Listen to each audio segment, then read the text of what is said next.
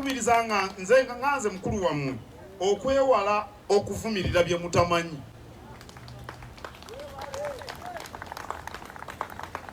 Nina abasiraamu benkola nabo ne Hajjati Maria Muwulu.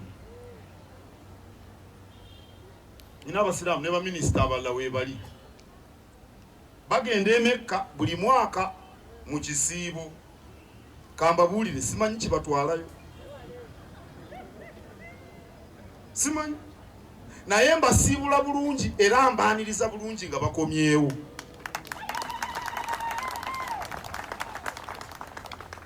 Era bandetera n'ebirabo ne bagamba bino bitukuvu okuva e Mekka.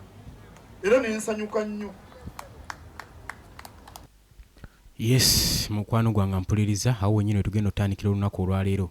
Katikkiro Charles Peter Mayiga ow'ekitiibwa Charles Peter Mayiga agenze maaso n'okwanukula era n'okuddamu abasiraamu ng'amaaso era ng'obwanga butunuuliza Sheikh Kiti ng'agenda maaso n'obbannyonnyola obuwangwa n'obuddo concepts ne cultural norms ezirina okugobererwa era agenze maaso n'okubakyukira okubaddamu ku bigambo bigenze maaso n'okuba nga bitambulira ku social media gwe mukwano gwange ali eyampuliriza tujjukire bulungi nnyo ebigambo bya Sheikh Kiti bye yakozesa ng'agenda maaso n'okuvoola obwakabaka ng'agenda maaso n'okulaga in fact gaali mawemukirano gennyini ogenda maaso n'okubeera nga atunuza obwanga mu bwakabaka obwa Buganda tujjukire bulungi nnyo ensonga ezo nga zigenda maaso. Yes, oli ku Yugi Update Civic osinza obanga otuwuliriza gwe tanatuyungako kirira wansi waliwo ekigambo subscribe kikoneko obeere nga otweyunga kabali mu diaspora ntegeeza abali emitala w'amayanja Katoman, Dubai, Saudi Arabia, US, Canada abali yonna buli kasonda kansi kosinza okubanga otuwuliriza mbatumiddeko nnyo mukola kyamaanyi nnyo okubeera ku Yugi Update TV. Kakati tusimbudde olunaku olwaleero akatambi ako kensoso okuteerako era ngenda kubanga nkakuwa osobola okumalayo wino.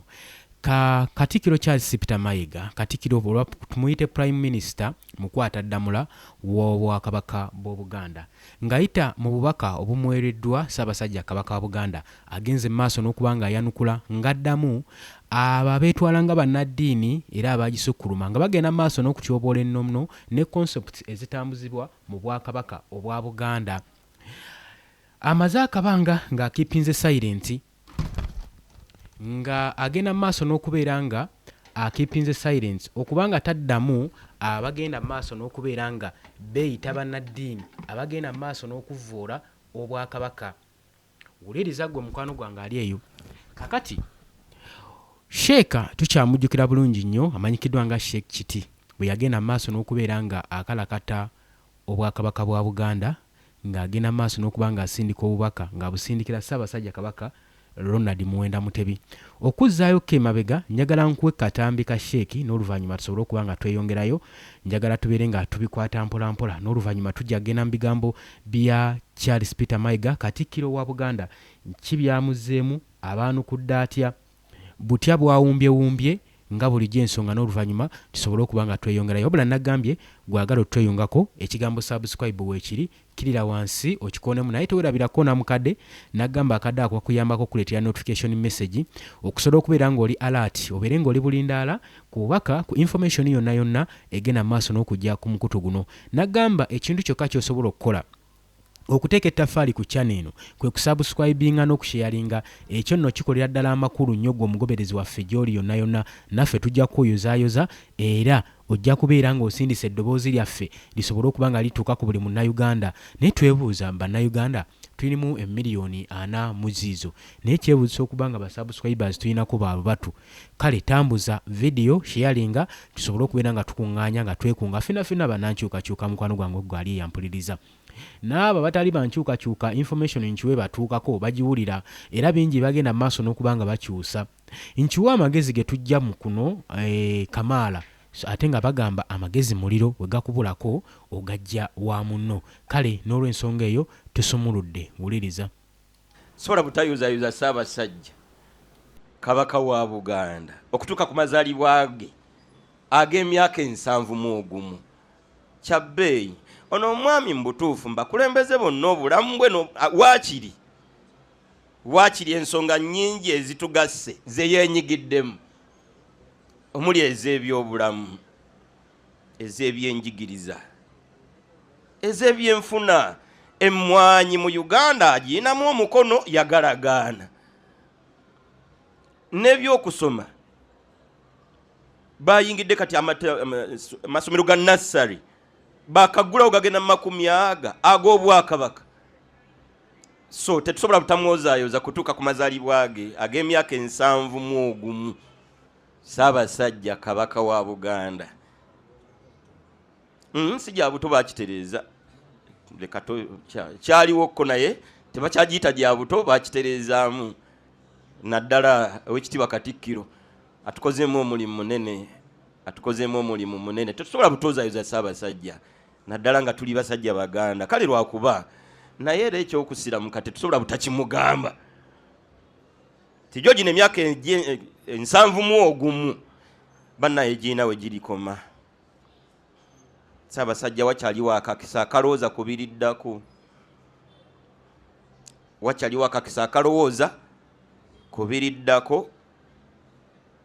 N'otereza ebyetaagisa okutereeza. Bino tubyogera Ssaabasajja tukwagaliza bulamu bulungi. Olw'ebirungi bye tukufunyeemu ng'Abaganda ne Uganda. Ono emigaso gye gisukka ku Uganda. Gisukka ne ku Uganda kye kituufu. Kawuka ka siriimu yakayimiriramu. Akoze omulimu munene. Kale lwakuba sijja bagamba nti twetabe misinde. Yadde era bwe tugyetaba mu ndowooza. Olw'omulamwa sirabawo zambi. Nga ddala kaweefube wa kulwanyisa kawuka ka siriimu. Abasiraamu tebaliya bakayina. Nebiri mu layini eyo. Tusaba Oweekitiibwa amutuluŋŋamize Ssaabasajja. Yakafiirwa mukulu w'omwaka gulinga gumu obuguyise. Bamuyitanga Omulangira Goloba. Yasiraamukira ku myaka 74.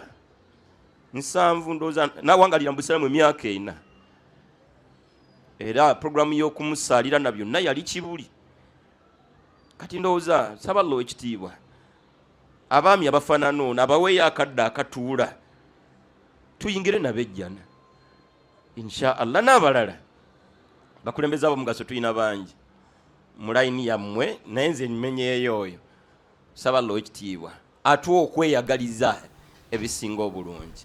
Kakati byebyo ebigambo ebyavaako Kalumanywera era byebigambo ebigambibwa okubanga byagenda maaso n'okukyankalanya Obwakabaka bwa Buganda mu Uganda yonna.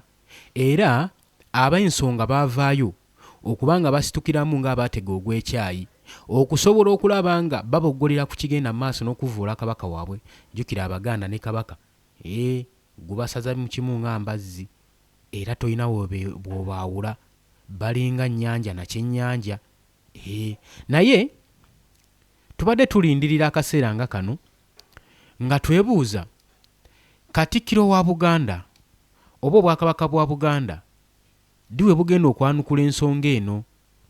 Era jjojjo ly'abalamu jjojjuuzi twagenze okulaba Mukwata Ddamula ng'avaayo nga we yaweebwa obuyinza okusobola okulaba ng'aluŋŋamya abavubuka bannaddiini abeefudde ekyambika mu Bwakabaka bwa Buganda ne mu ddiini ze baasangawo ze batamanyi buvuna buddo.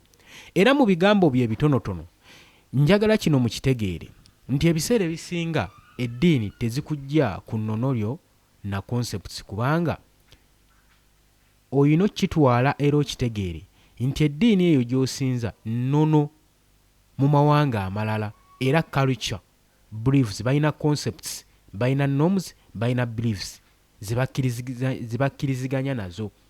Nga olaba wano mu Uganda we tulina Obwakabaka, bwe tulina culture, ebyobuwangwa, so kibeera kya bwewusa obutategeera nti nno eddiini it's a culture mu Bwakabaka obulala oba mu mawanga amalala. Kati si we tubeera nga twadoputunze culture z'amawanga amalala ate tuleme kwerabira zaffe, ate tuleme nazisoosowaza nnyo tulowoozese nti culture ezo ze zirina ate okukola mu culture z'eno. Obuwangwa bukontana, ekyo musaanidde okuba nga mukitegeera. So wano njagala mwawule entengotengo ku ntula, naddala nga twogera ku ddiini eno ey'Obusiraamu. mu respecting tetwagala kuzzaawo ntalo ezaaliwo mu biseera biri eri entalo z'amadiini era ndowooza wano Katikkiro Charles Peter Mayiga yakubiddewo ddala bulungi nnyo era njagala mbale nga mbawa ku bigambo bye agende mu maaso n'okubaluŋŋamya n'okutegeera kiki ekituufu kye musaanidde okuba nga mukola nga mugenda mu maaso n'okwerumaŋŋana eyo. Njagala owulirize ebigambo bya Katikkiro Charles Peter Mayiga. Kakati nno teyakomye kwogera okwo kokka wabula teyayogedde ku madiini gokka wabula yayogedde ne ku byobufuzi ebigenda mu maaso mu ggwanga ekiwamba abantu okuvvoola ekitiibwa ky'eggwanga Uganda naye ensonga yagikwaseeko byonna ngenda kubanga bibatuusaako gwe kyoba okola subscribinga busubscribinzi ku Yugi Updates TV sharinga likinga. Kakati wantu batusimbudde mbakubiriza nga nze mukulu wammwe okwewala okuvumirira bye mutamanyi.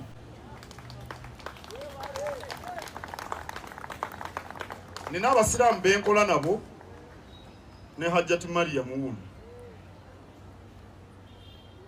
Nina abasiraamu ne baminisita abalala weebali bagenda e Mekka buli mwaka mu kisiibo.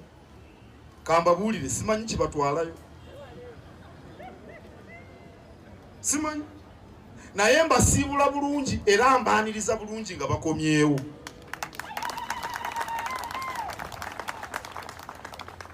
Era bandeetera n'ebirabo ne baŋŋamba bino bitukuvu okuva e Mekka era ne nsanyuka nnyo.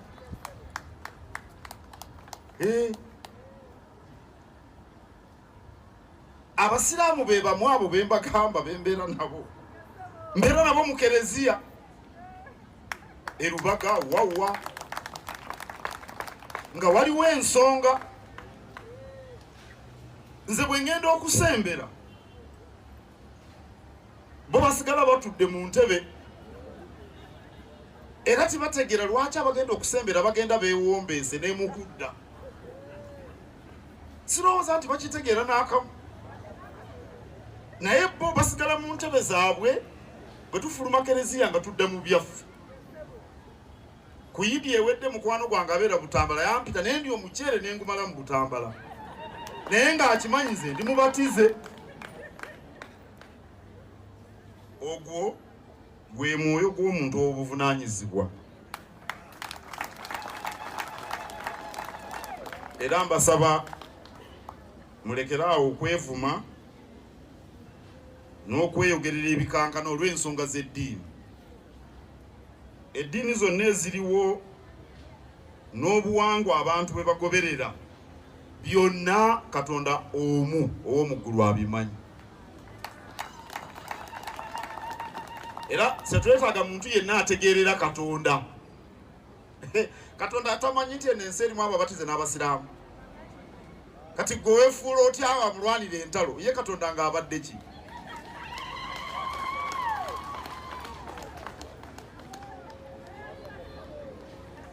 Olina mutawaana n'emuliraanwa ebbujje ne livaawo likukwasa omuggo ge n'omubetente. Ani ategeerera Katonda okutuuka ku ekyo? Kakati mulabe wano bannaayo Sheikh kaze erinnya gwani? Sheikh Sentale wuno atudde wano atuwadde essaala aliraanye Father Jooga baliraanye omubuulizi bali mu ddembe. Katonda si musanyufu. Bano abasatu Katonda tabamanyi. Kakati Sheikh nga tandika okujeregerera Father oba Father nga tandika okujegerera omubuulizi, Katonda ow'omuggulu yaddalazeewa. Katonda yeebaka. Bwe muba muntegedde nga mukuba mu ngalo. Obuwangwa bwe bufuula kabaka kitaffe wano mu Buganda. Akugamba okuwasa mwannyoko ayagala kukujja ku Luganda lw'olina ku Ssaabasajja Kabaka. Ennaku zino tuwulira abantu bangi abasudde obuvunaanyizibwa ku nsonga z'obuwangwa n'ennono. Eriyo abagamba nti oba oli wansenene n'osanga ow'ensenene gwe weegombye muwase, nti bw'osanga ow'omutima n'omwegomba nti muwase. Mu Buganda ow'ekika kyo abeera muganda wo. Kati omuntu agamba atya omuntu nti wasaba nnyoko? omuntu oyo sirowooza nti aba ategedde obuvunaanyizibwa bwe. Abanga atamanyi kigambo buvunaanyizibwa kye kitegeeza. Kintu bwe yaleeta enkola ey'ebika emyaka 1000 emabega, yamala kulaba akabi akali mu b'omusaayi oguliraaniganye okuwasaŋŋana, atalaba bulungi nga nze ayambadde gaalubindi, bwe mpasa ow'omusaayi gwange ogw'okumpi nga naye gy'ava mu musaayi ogwo tebalaba bulungi, tuba tugenda kuzaala baana ba muzibe. Bino ebyekika birimu ne saayansi, oba mbadde temukimanyi. Birimu ne saayansi, era kintu yamutegeera. Era abacweza okuwasaŋŋana kye kyabamalawo. Kuba baalwala ne bakunkumuka endwadde ne baggwawo. Mu Buganda tulina obuko. Omukadde akuzaalira omukyala tomuliraana. Tukola emikolo egy'embaga, twabya ennyimbe. Bassenga ne bakkojja balina obuvunaanyizibwa ku baana baabwe, abaana ba bannyinaabwe, bassebo ne bannyabo. Obwo buwangwa bwaffe. Obuwangwa ke kalambe kaffe. Y'endagamuntu efuula kabaka kitaffe wano mu Buganda. N'olwekyo tusaana okuba ab'obuvunaanyizibwa mu kukuuma, okutaasa n'okunyweza oluganda olwo. Ssemasonga esooka ey'okutaasa Namulondo esimbye awo. Obuwangwa bwe bufuula kabaka kitaffe wano mu Buganda. Akugamba okuwasa mwannyoko ayagala kukuggya ku luganda lw'olina ku Ssaabasajja Kabaka.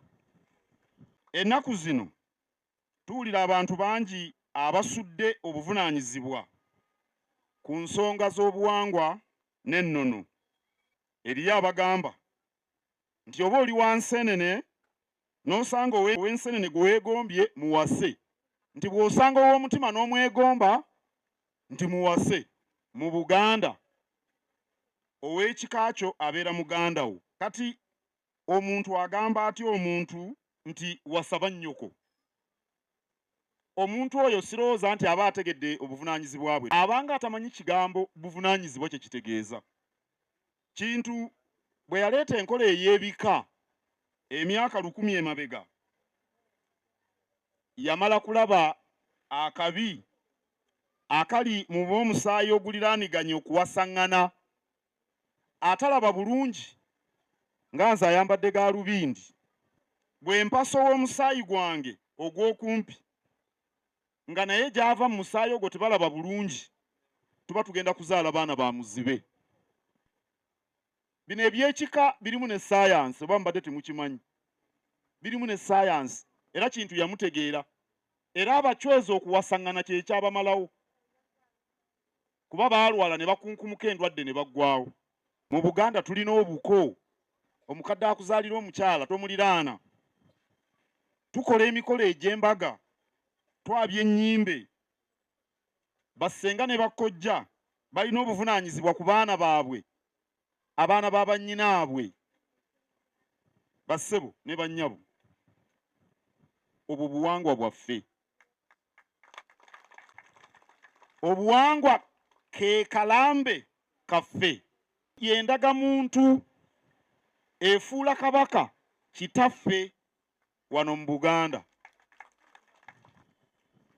N'olwekyo tusaana okuba ab'obuvunaanyizibwa mu kukuuma, okutaasa n'okunyweza oluganda olwo. Ssemasonga esooka ey'okutaasa Namulondo esimbye awo.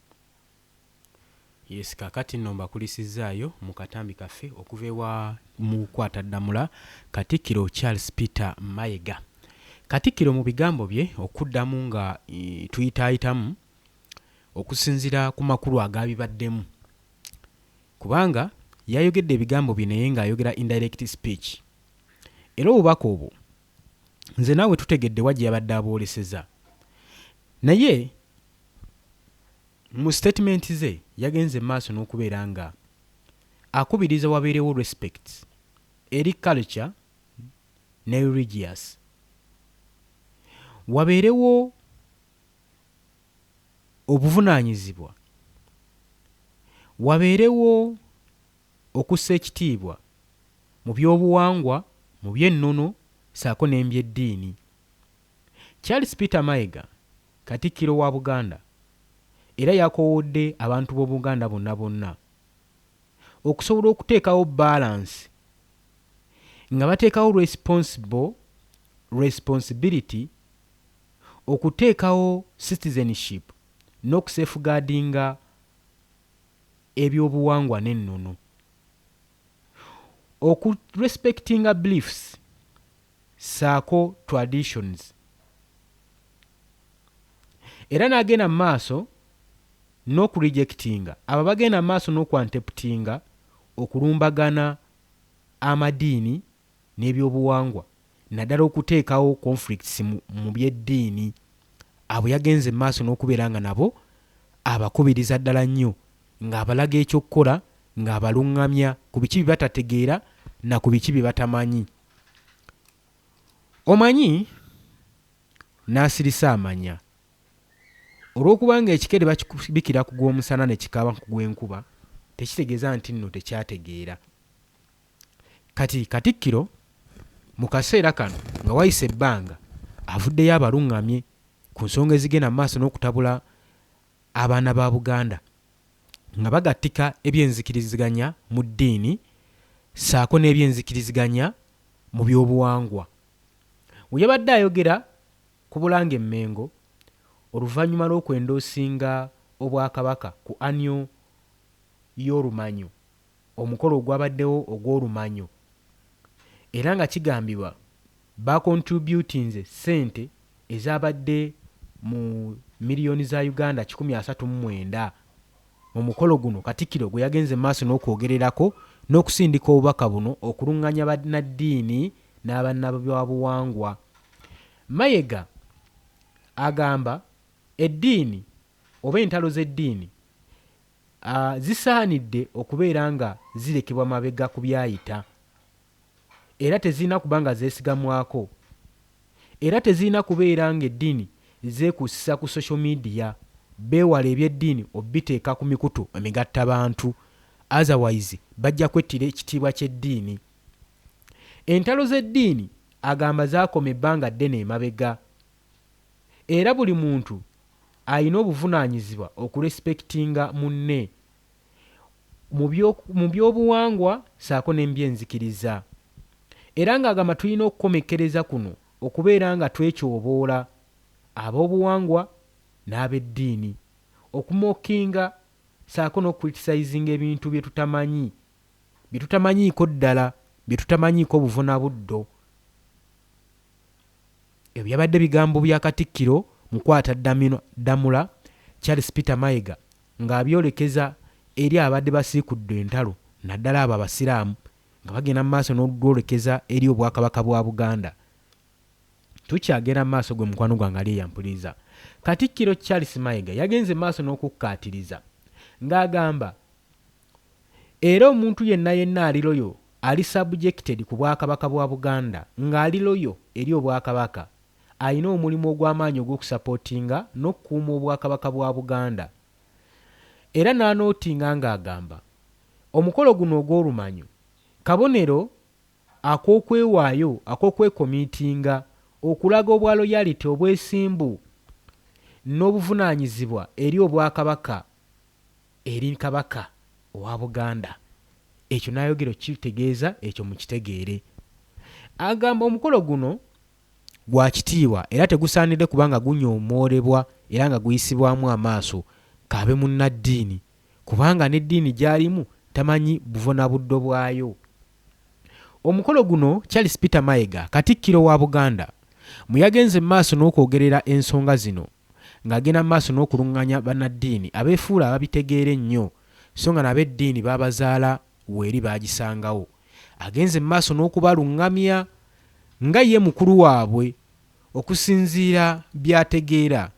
Omanyi obukadde magezi, ate era n'amagezi muliro we gakuggwako oganona wa munno. Bye mutategeera mubatuukirire mubabuuze babaluŋŋamye. Omukolo guno gwe yasindikiriddeko obubaka buno Okulungamya teyabayombesezza era teyabadde revenge. Ekyo saagala mukitwale mu ngeri ndala. Katikkiro wa Buganda teyakoze revenge wabula yabalungamizza ku bibadde bigenda mu maaso n'obbakaayanya wano mu Buganda nga bibaterebudde bibajje ku mulamwa gw'eddiini. Ate social media yesinze nnyo okwonoona bannaddiini baffe n'enzikiriza zaffe. Enzikiriza zaffe zikubiddwamu ebituli olwa social media nti buli munnaddiini ayagala okuba ng'afuuka famous mu bantu avaayo n'ayogera by'ayogedde. Tekitegeeza nti okufuuka famous olina kulumbagana by'otategeera. Sigala w'oli, ensi ejja kukumanyirayo era ensi ejja kuliorganizinga ku mulimu gw'ogenda mu maaso n'okukola. Ensi esobola kukumanyaako na bintu bibiri: ku kizibu kiwasolovinga oba ekizibu kiwaleeta eri mu ggwanga. Yeyo engeri ensi gy'esobola okutegeeramu. Kati so weegendereze ku ngeri gye weesoolayo omutwe gwo okufuuka famous eri bannayuganda. Oyagala bakumanyi bakujjukire batya? Ng'omuntu eyaleeta ekizibu mu ggwanga oba ng'omuntu eyasolovinga ekizibu? Ekyo nkirekedde mmwe bannaddiini abaagala okufuuka famous nga mukozesa emikutu migattabantu. Emikutu gino gijja basuula mu kabiga, so tubeere nga tugyegendereza. Oli ku Yugi Update Civic osinzira obanga otuwuliriza gwe mukwano gwange ali eyo. Atannatweyongako nkutegeeza nti kirira wansi waliwo ekigambo subscribe, kikoneko tokyerabira obeere nga otwegattako. Natumiddeko dda abali mu diaspora nga mbagamba nti mukola kyamaanyi nnyo okwekuumira ku mayengo gano. Bino ebigambo Charles Peter Mayiga mukwata ddamula yabyogeredde ku mukolo gwe nkugambye, era omukolo guno ogwa olumanyo. Omukolo guno guteeberezebwa nti gwatendingiddwako abantu ab'ebitiibwa bangi nnyo, ab'ebitiibwa okuva mu Bwakabaka, era baavudde mu mawanga ag'enjawulo. Mwe mwabadde Mumyuka Impenja, mwabaddemu Ssaabaddu Maddu, mwabaddemu Ssaabawali Kyegonza, mwabaddemu Ssabagambo Kabula Soke, mwabaddemu bano nno benkusomera be bataalutumidde mwana era enkoko baagikutte mumwa okwolokera ku mukolo guno ogw'ekitiibwa ogw'olumanyo. Mwabaddemu Ssaabawali Kaliro, mwabaddemu Mumyuka Nakifuma, be bano abakiise be bamu ku babadde abakiike abagenyi abakulu ku mukolo guno. Mengo Municipality Leadership Musaale Busukuma saako ne respective ab'ebitiibwa okuva mu masomero ag'enjawulo nabo baakiise tebaalutumidde mwana.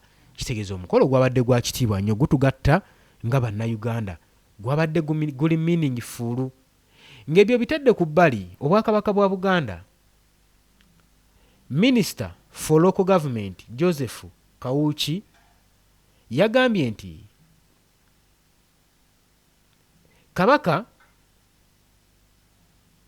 yabadde subject okubeera nga yaparticipatinze mu forthcoming LC1 election. Yabyenyigiddemu Ssaabasajja Kabaka wa Buganda era ng'agamba ba strong local leadership bali essential okuba nga bateekawo effect ey'amaanyi mu bufuzi bwabwe eri mu community n'okukulaakulanya community zaabwe. So tetusaanidde kuba nga tubayisaamu amaaso.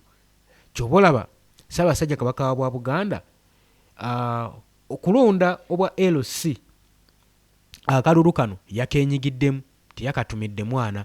Ssaabasajja Kabaka wa Buganda agezaako baluŋŋamya na balagawo we bali obumu mu nsonga zonna nti Kabaka ali mnyuto, zonna azeenyigiramu. Era Kabaka newankubadde ssebo Sheikh Kiti tosobola musanga ng'asiramuse, era ojja musanga mu nzikiti ng'ali mu kusaala, ojja musanga mu makyachezi, mu bakatuliki, mu baprotestanti, mu balokole, era ojja musangayo ng'ali mu kusinza ng'awa ettendo. Era nga amukwata ddamula wabaluŋŋamizza. Tukyagenda maaso gwe mukwano gwange.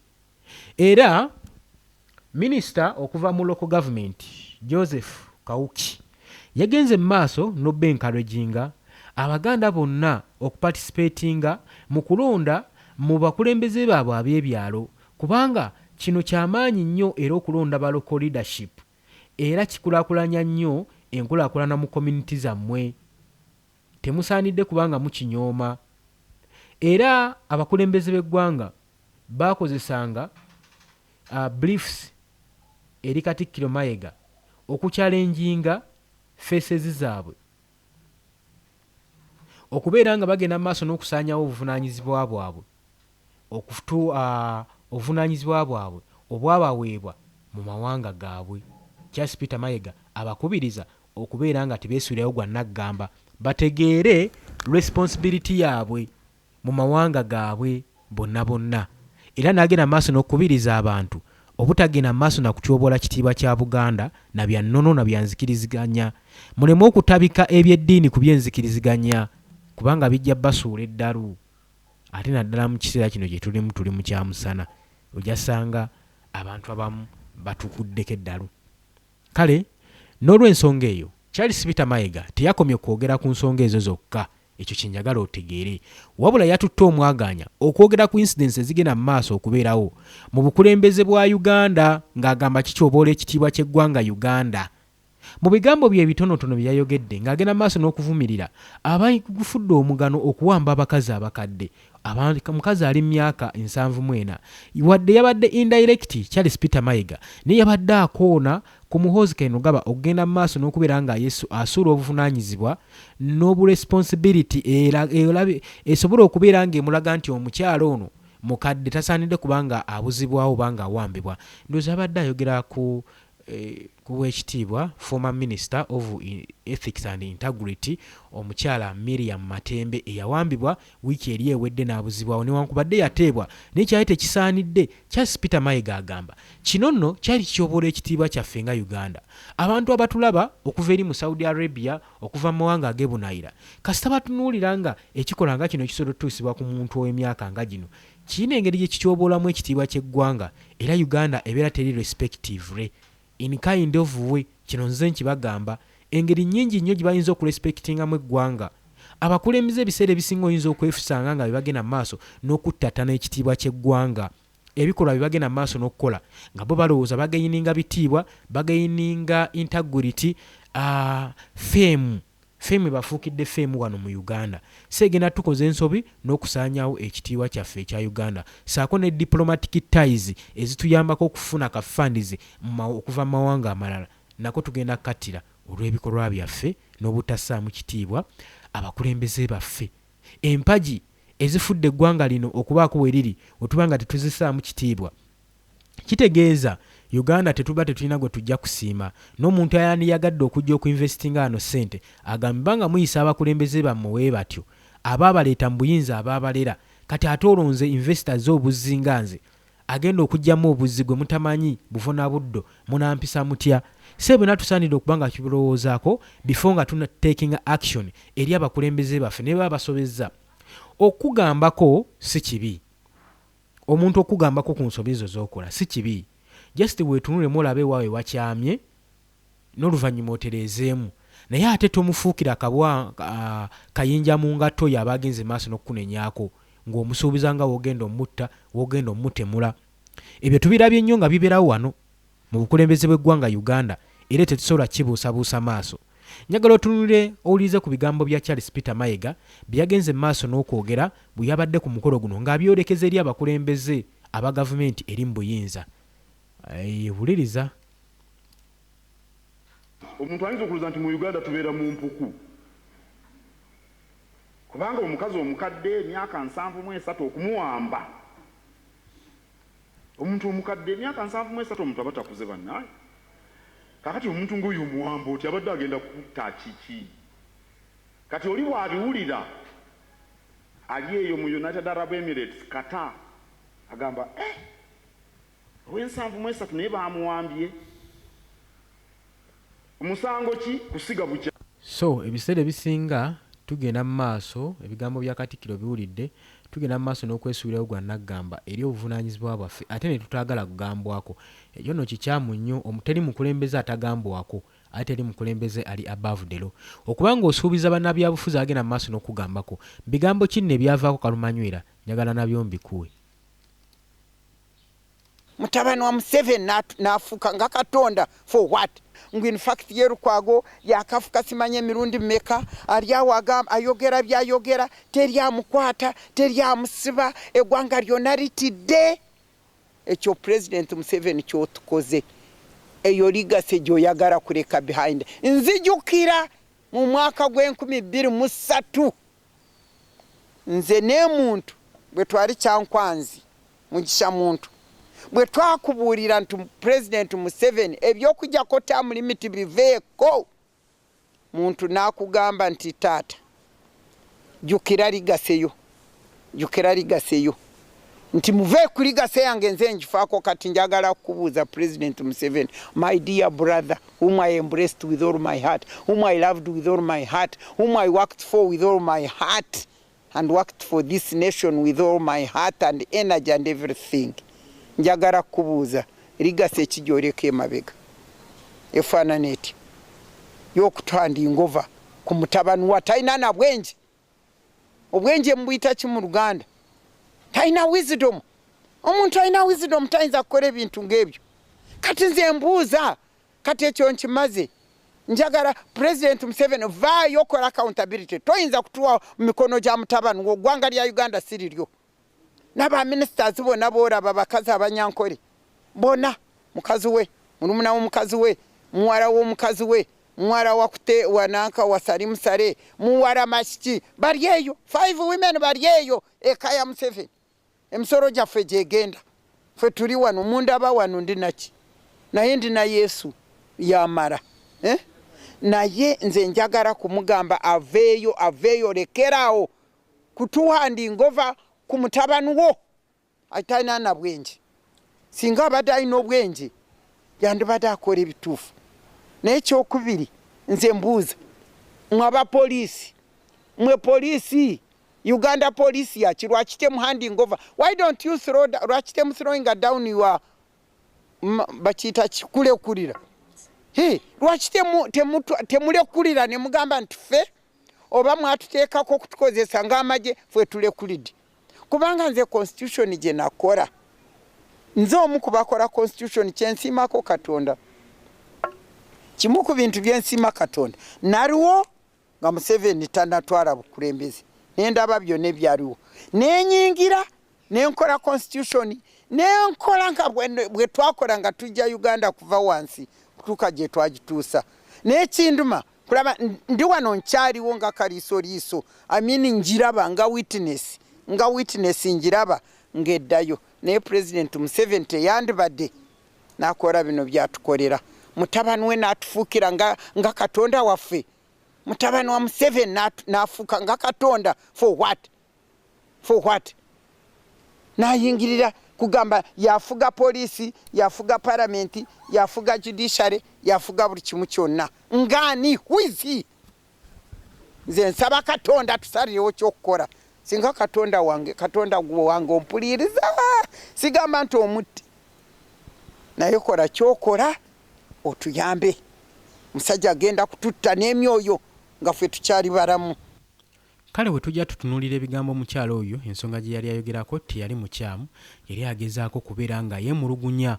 era ng'atangaza gavumenti ku bikyamu ebigenda mu maaso ku nsobi gy'ekola egenda okubeera nga ezikiriza eggwanga lyaffe Uganda okuzikiriza bannabyabufuzi ab'ebitiibwa abalwaniridde eggwanga lino naye ekyo kyali kimutwaza mu beesimenti nze naawe nga bulijjo olw'obudde empinde ebutuliiridde munzikirize enkomekereze olunaku olwaleero naye nga bulijjo nga bwe kali akalombolombo kaffe ak'okusoma abatwala omwaganya okulabikako ku bibanja byaffe ebya comment section ne mugenda mu maaso n'okuteesa nammwe abasheyalinga sibalaba naye nammwe nja kubeera nga tomanyi wadudi boolo kakati Elia Musinguzi webale nnyo kubeerako obubaka bwo butuuse ogambye naye mazima ddala mazima ddala we are here listening why did America don't come out and do what is required and help Congo also Ugandans can also get the chance for our victory wote zamune tetumanyi nsonga lwaki America naye nga bamanyi ensonga z'ebyobufuzi ebiseera ebisinga baga teri alumirirwa nga talina kigendererwa. America oba oli awo ensonga za byabufuzi nnyo za munda nnyo teyinza kubanga ezingiramu enhawuli. Gobango Paulo webale kubeerako. Kajja Joseph naawe obubaka bwo tubulabye. Katusomeyo nga basatu tunzike. Dennis Nambende webale Nambende Joseph Dennis. Mukwaya Hasani obubaka bwo butuuse. James Tamale webale kubeerako ku Yugi Update TV. Webale kugambye enzita Museveni ne Kagame gye battamu abali bye battamu Habyarimana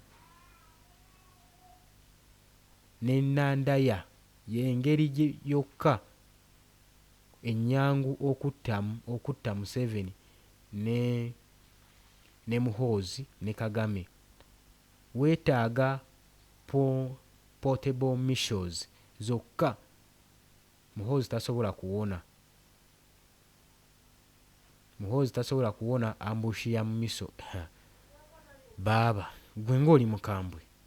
So ebigambo ebyo muwulidde si bya mukutu guno wabula byabo abagenda mu maaso n'okujja mu comment section nga bateeseganya. So munzikirize tunzike olunaku olwaleero mwebale kwekuumira ku Yugi Update TV. Mbaagala nnyo, mweraba.